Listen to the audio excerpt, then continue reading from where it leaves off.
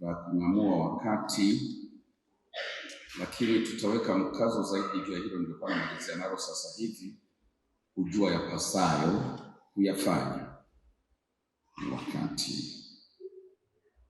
Bwana Yesu asifiwe sana. Amen. Naomba tutatumia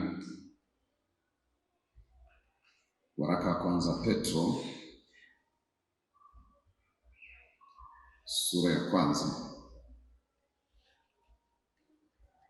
mstari wa 10 mpaka 12.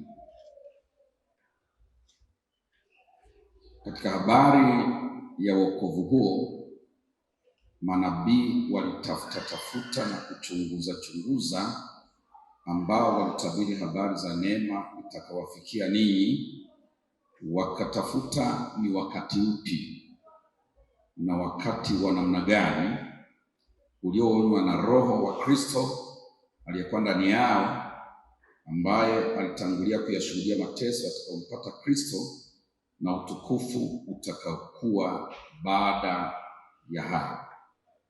Wakafunuliwa kuwa si kwa ajili yao wenyewe, bali kwa ajili yenu walihudumu katika mambo hayo, ambayo sasa yamehubiriwa kwenu na wale waliohubiri ninyi Injili kwa Roho Mtakatifu aliyetuma kutoka mbinguni.